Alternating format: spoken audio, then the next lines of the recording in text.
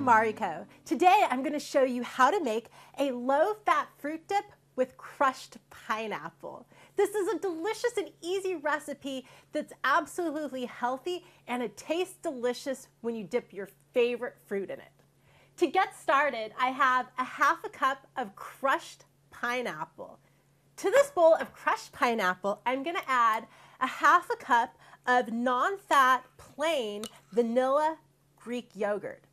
I love using Greek yogurt as the base for my low-fat dip recipes. It's really thick and rich and creamy, but doesn't have all the added fat or calories.